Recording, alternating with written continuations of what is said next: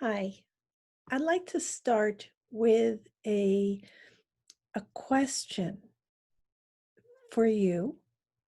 What matters to you? It's both a very simple and an incredibly complicated question, isn't it? You know, of course, on any given day, different things matter. From minute to minute, sometimes different things matter. Of course, they do. But when you're looking at the very large picture of life, what is it that matters? What do you hold dear? What is it that gives your life meaning? That's a very big question, and one that we don't really take enough time to think about. We make assumptions.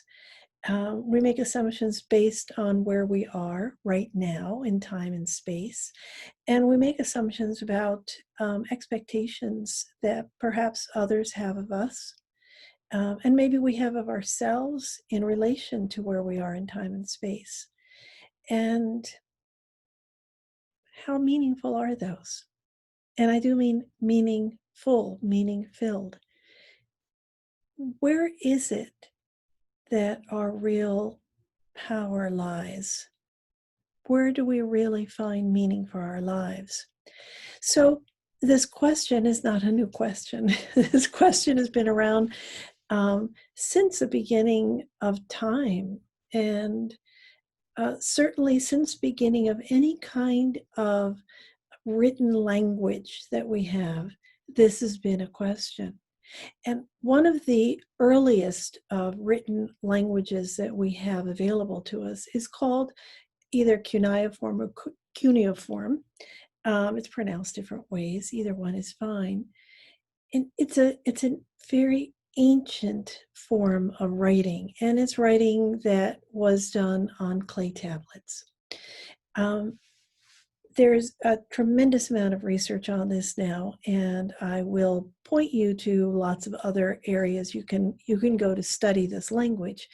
I was fortunate enough to study just a tiny bit during some work that I did, some research that I did, and I find it fascinating.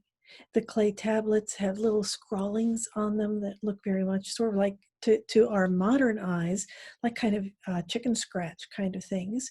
And we didn't recognize them at first as language, as written language. But of course, tablets, these clay tablets that they were preserved on, are evidence of a very early written language.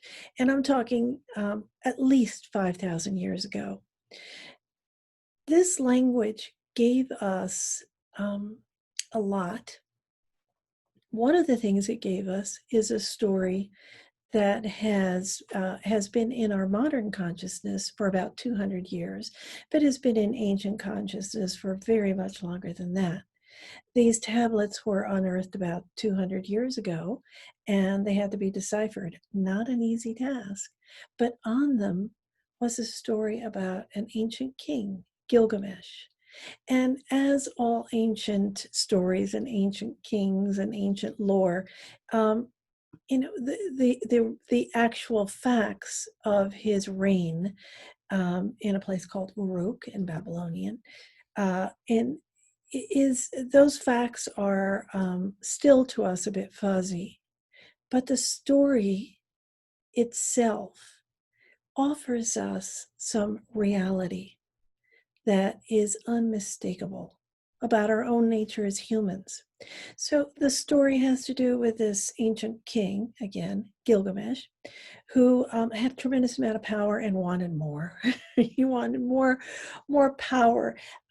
He wanted to find more power in all forms, including immortality. He wanted power over life. And he was quite a ruthless king. He did some really horrible stuff to others in his quest for this ultimate power.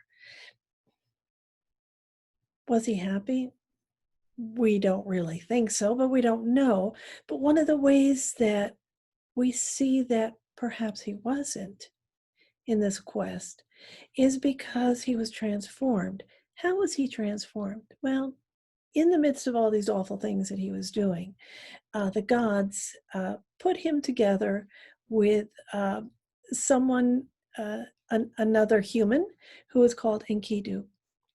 And Enkidu was actually not a civilized human being. He was a creature of nature, as it were, quite what we might call, just an otherworldly sort of humanoid kind of creature, that was raised without the effects of civilization. Now, we look at Gilgamesh. He was the ultimate of what we would call civilization. He was a king. So he was like one of the highest members of civilization, theoretically. And Kidu was one of the theoretically lowest members. He was a brute. He was not even fully human because he wasn't civilized. And the gods brought these two together. What happened as a result is a long story, and I'm not going to tell you that the whole story here in this very, very short video. But in this story, what happens is that they develop a bond, they develop a friendship, they develop a connection between the two of them. Enkidu learns the ways of civilization, and for his part, Gilgamesh begins to love another human being. He truly loves Enkidu. And he loves him so much that he gives up a lot for him. He also, when Enkidu dies, he mourns dramatically. And there's this incredibly wrenching scene uh, of Gilgamesh mourning Enkidu's death. He sits with him for days. What does this tell us, this ancient text?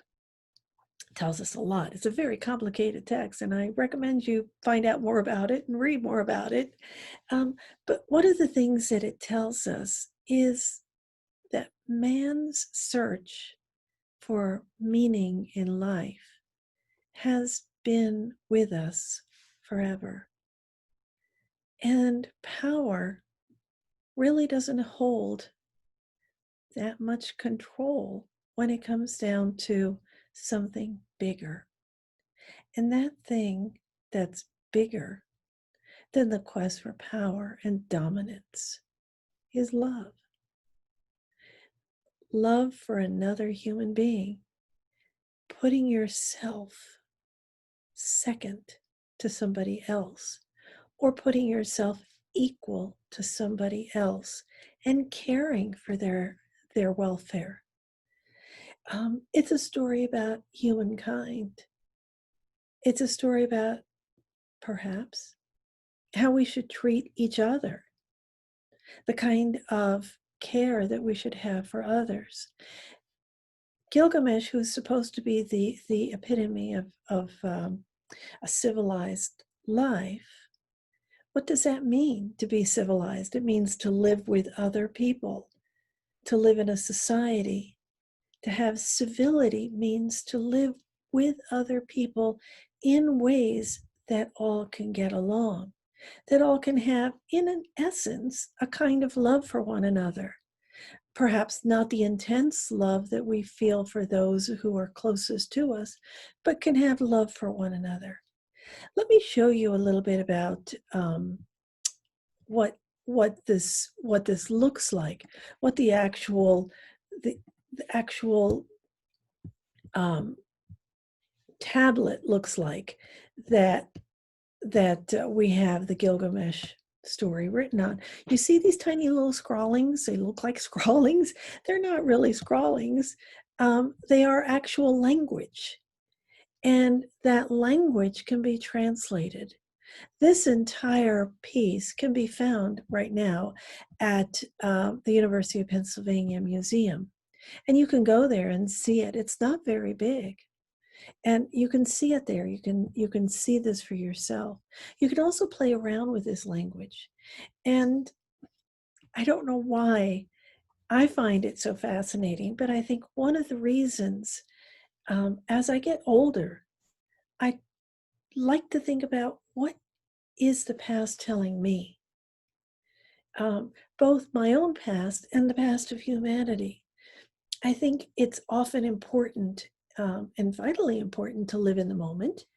And it's also very important to think about the future and plan for the future. But I don't think we should be forgetting about the past, because I think the past has a lot to teach us, even from 5,000 years ago.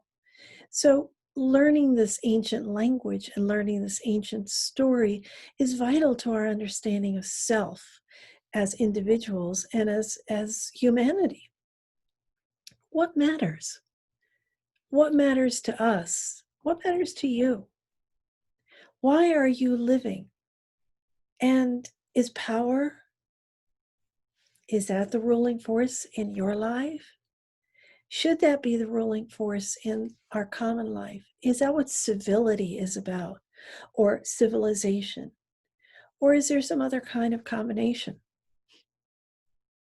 You need to look at ancient texts. I need to look at ancient texts. I love looking at ancient texts, don't you? Look at history. History is alive, because as long as there are people on this earth, there are people who tell stories about what it means to be people of different types, with very different backgrounds, very different presents, but also very many similarities, like love and fear, corruption, power, dignity, civility, and back to love. So, really, what gives your life meaning? Look back 5,000 years or more. Read those stories. Find out. Look inside yourself. Read the story inside yourself also. That's not written on clay tablets. The story inside yourself is written on something else. What is it?